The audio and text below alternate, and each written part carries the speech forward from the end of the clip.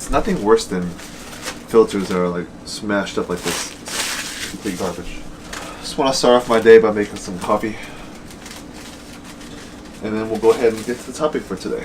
When you feed your fish, do you guys ever wash your hands before touching certain things that you might consume? Should start doing that. Phil's coffee. Get it by the pound. It's a lot cheaper than getting it by the cup. I use my trusty Hydro Flask to make sure that the temperature of my coffee is perfect. Because with coffee, using the perfect temperature is very critical. Gotta make sure that temperature is perfect. So speaking of temperatures, that's actually the topic I wanted to talk about today. So being able to monitor your temperature is very important in an aquarium setting. Some fish like these require a little bit of a warmer water temperature, right? Compared to goldfish that require colder temperature.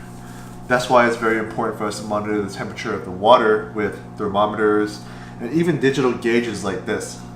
But what are you gonna do if the temperature of your water gets too hot? So with summer coming up, I want to give you guys 5 tips on how to keep your aquarium cool in certain areas that's very difficult to do so. For example, my aquariums are in my garage. So temperature swings in this type of environment is very difficult to work with. When it's cold, it's really cold. And when it's hot, it's super hot. On top of being too hot, it's also very humid because some of the stuff that you do with keeping your aquarium cool during the summer has to do with evaporation. So in today's video, I'm going to give you guys 5 different tips to keep your aquariums cool during the summer heat wave, or heat waves in general. So where I'm from, temperatures get to around 82 to maybe 85 degrees outside, maybe even hotter. During peak days of the summer, it could get to like 95, maybe to even 100. So just by imagining how hot it'll be outside, in a garage that's not insulated, it can be super dramatic.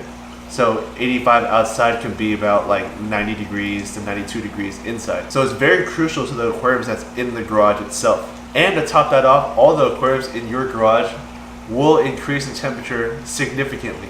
Being that my hobby started off pretty much in the garage, I've experienced all kinds of different temperature swings, from extreme to non-extreme, and I've done my research and came up with different ways to keep my aquariums at an adequate level of temperature. So the first thing that I do when it comes to heat waves is just remove the lids, and I'll show you why. So when it comes to heat and aquariums, you want to remove the lid so it can promote evaporation. Evaporation somewhat dissipates heat in bodies of water and whatnot. So that's basically the first step for me when it comes to dealing with heat waves. Just remove the lid, and that type of evaporation would pretty much dissipate heat.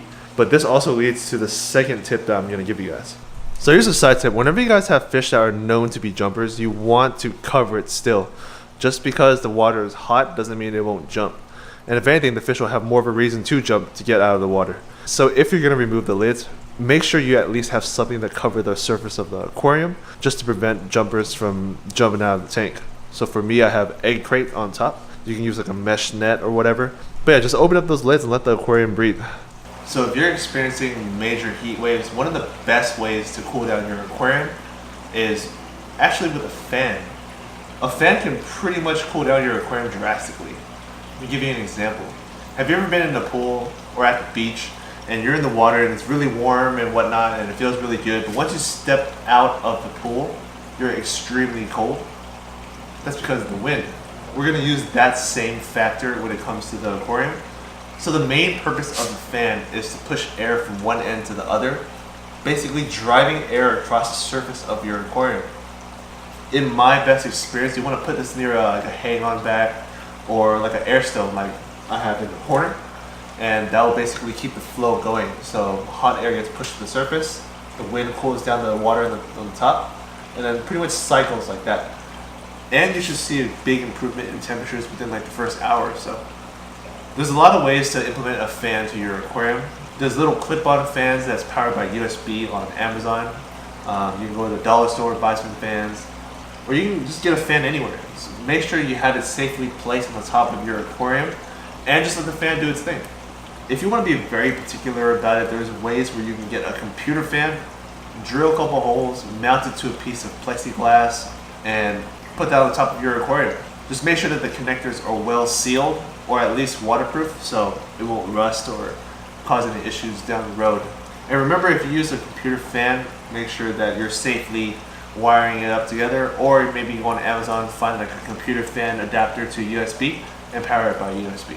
So for me, cooling down my aquarium, my best bet is to put a fan on top of my aquarium, just because I've seen it work and it's always worked for me ever since. Just make sure that you put it near an area where there's a lot of flow, so there'll be a good cycle from warm to cold to warm to cold, and it'll pretty much cool your aquarium down fairly quickly. One last note on this tip: when you put a fan on the top of your aquarium and is blowing air through the surface of your tank, this is going to promote a lot of evaporation. Make sure you pay attention to your sump. You don't want your sump to run dry.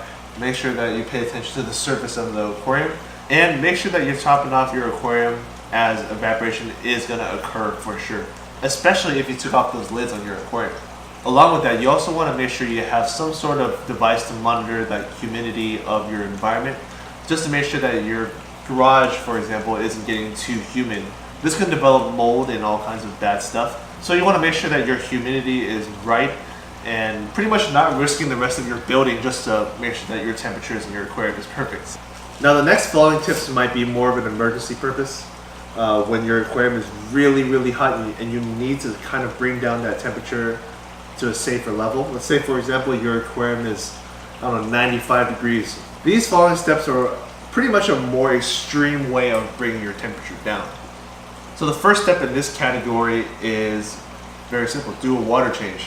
But it's not as simple as doing a water change with super cold water. Whatever you do, do not water change with super cold water, because that will bring the temperature down so hard to the point where the fish will get stressed. Just use water that's a little colder than whatever water that's in your aquarium right now. Let's just say that your water got to like 95 degrees or so. Change it with water that's like 75 degrees, or change it with water that's like 70 degrees. You know, don't change it with like super cold water, because it'll just drop it so fast that your fish will get super stressed, and that'll do way more harm than good. So change that water, make sure they have fresh water in there. That'll bring down your temperature a little bit and make your fish feel a lot more comfortable. So the next step in cooling down your aquarium during like a heat wave, or when the aquarium gets too hot, is freeze some water bottles. So for me, I have a K1 sump. I can freeze this and throw it into the sump, and that'll last me quite some time, and it will pretty much cool down my aquarium slowly but surely. If you're in like a 10-gallon or something, you might want to use bottles like this right here.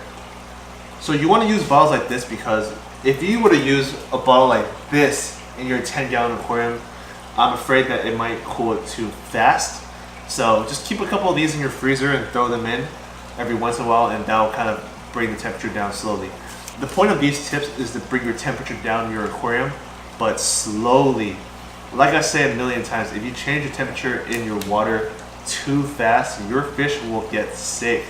It's pretty much like you being at a cabin in Tahoe and inside is very warm, and for some reason someone throws you outside in the snow. It probably feels horrible. That's kind of the same situation with these.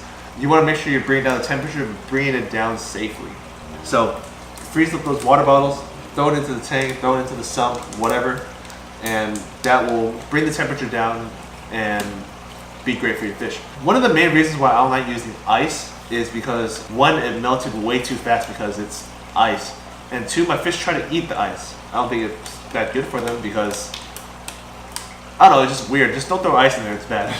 Freeze up water bottles or little Ziploc bags of water and throw them into your tank, and you should be good.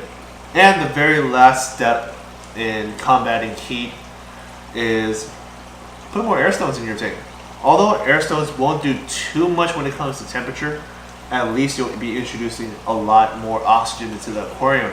I don't want to get too scientific with it, but when your water is warmer, there's less oxygen particles or whatever in the aquarium. That's why when you see that your aquarium is overheating or being too hot or whatever, you'll see a lot of your fish are at the surface of your aquarium gasping for air. That's kind of another sign when you know that your water is too hot. So you want to make sure that your tank has enough oxygen in it, because your fish will pretty much suffocate without it. So throw some air stones in your aquarium, crank it up high, and make sure that your fish are well oxygenated during this whole process. There's a lot of different techniques out there when it comes to cooling down your aquarium. These are just the different techniques that I've used to cool down mine. I'm sure you can find a lot more when you go on the forums and whatnot. Just up to you to do your research and up to you to determine which one's best for you. This is what I've used for my tanks and pretty much worked for me. If you have different ideas or techniques or tips of your own to cool down your aquarium during the summer or when it gets too hot, please go ahead and feel free to leave it down in the comments below. Maybe your tips will help me out this summer. So if you like what I'm doing, go ahead and hit that subscribe button. I upload weekly on everything fish keeping. I'd like to thank you guys for watching. Stay tuned for the next one, and peace, guys.